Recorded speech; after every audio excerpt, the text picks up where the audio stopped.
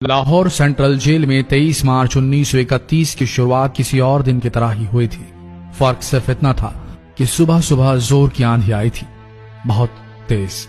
लेकिन जेल के कैदियों को थोड़ा अजीब सा लगा जब 4 बजे ही वार्डन चरत सिंह ने उनसे आकर कहा कि वो अपनी अपनी कोठरियों में चले जाएं।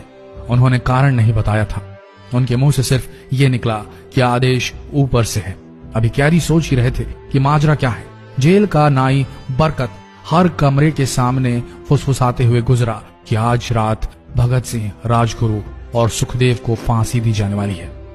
उस क्षण की निश्चिंता ने उनको झकझोर कर रख दिया। कैदियों ने बरकत से मनुहार की कि वो फांसी के बाद भगत सिंह की कोई भी चीज जैसे पेन, कंघा या घड़ी उन्हें ला कर दें ताकि वो अपने पोते पोतियों को बता सकें कि कभी वो भी भगत सिंह के साथ जेल में बंद थे। बरकत भगत सिंह की कोठरी में गया और वहां से उनका पेन और कंघा ले आया। सारे कैदियों में होड़ लग गई कि किसका उस पर अधिकार हो। आखिर में ड्रॉ निकाला गया, लाहौर कॉन्स्पिरेसी केस। अब सब कैदी चुप हो चले थे। उनकी निगाहें उनकी कोठरी से गुजरने वाले रास्ते पर लगी हुई थी। भगत सिंह उनके साथ फांसी पर लटकाए जाने के लिए उसी रास्ते से गुजरने वाले थे।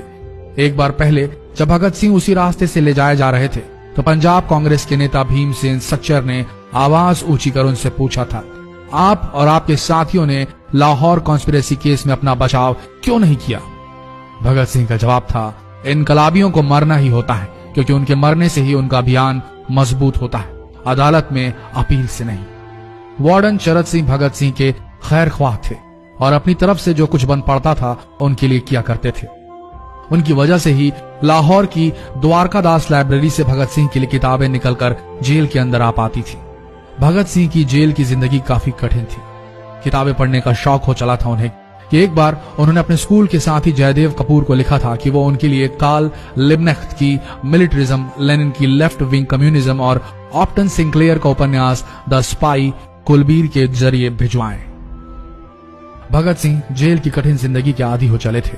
उनकी कोठरी नंबर 14 का फर्श पक्का नहीं था, उस पर घास उगी हुई थी।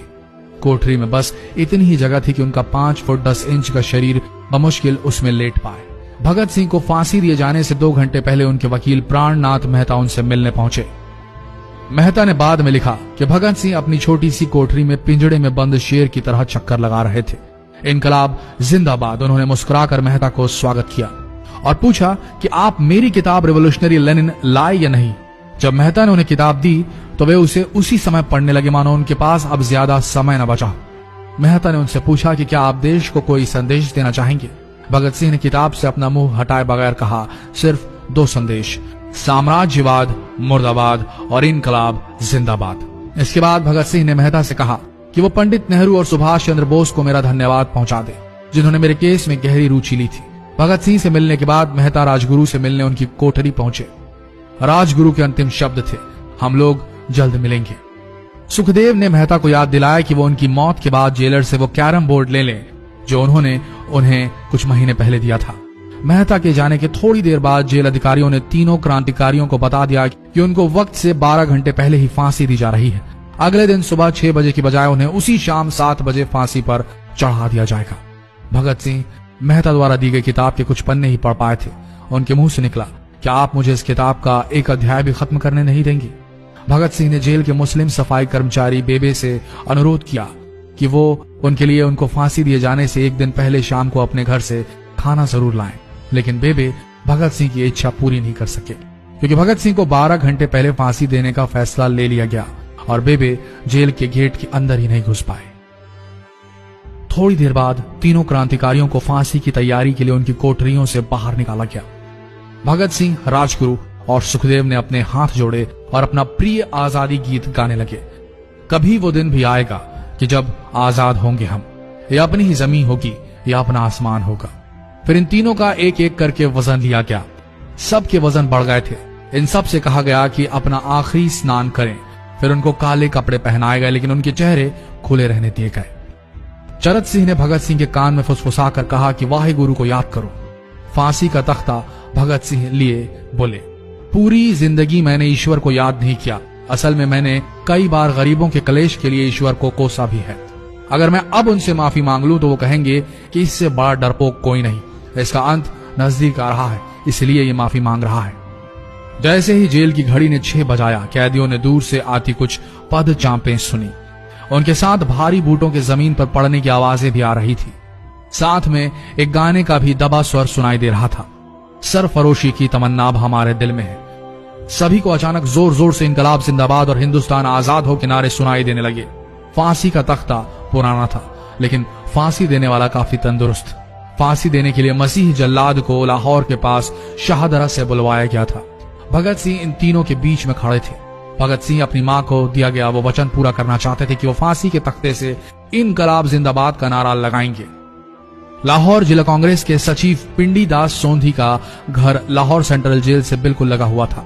भगत सिंह ने इतनी जोर से इनकलाब जिंदाबाद का नारा लगाया कि उनकी आवाज सोंधी के घर तक सुनाई दी। उनकी आवाज सुनते ही जेल के दूसरे कैदी भी नारे लगाने लगे। तीनों युवा क्रांतिकारियों के गले में फांसी की रस्सी डाल दी गई, उनके हाथ और पैर बांध दिए गए। तभी जल्लाद ने पूछा, सबसे पहले कौन जाएगा? सुखदेव ने सबसे पहले फांसी पर लटकने की हामी भरी। जल्लाद ने एक एक कर रस्सियां खींची और उनके पैरों के नीचे लगे तख्तों को पैर मारकर हटा दिया। काफी देर तक उनके शव तख्तों से लटकते रहे। अंत में उन्हें नीचे उतारा गया और वहां मौजूद डॉक्टरों लेफ्टिनेंट कर्नल जे नेल्सन और लेफ्टिनेंट कर्नल NS सोंधी ने उन्हें मृत घोषित किया। एक जेल अधिकारी पर फांसी का इतना असर हुआ कि जब उससे कहा गया कि वो मृतकों की पहचान करें तो उसने ऐसा करने से इनकार कर दिया। उसे उसी जगह पर निलंबित कर दिया गया अंग्रेजों द्वारा। एक जूनियर अफसर ने यह काम अंजाम दिया। पहले योजना थी कि इन सब का अंतिम संस्कार जेल के अंदर ही किया जाएगा, लेकिन फिर यह विचार त्यागना पड़ा जब अधिकारियों को आभास हुआ कि जेल से धुआं उठते देख बाहर खड़ी भीड़ जेल पर हमला कर सकती है। इसलिए जेल की पिछली दीवार तोड़ी गई। उसी रास्ते से ट्रक जेल के अंदर लाया गया और उस पर बहुत अपमानजनक तरीके से उन शवों को एक सामान की तरह लाद दिया गया।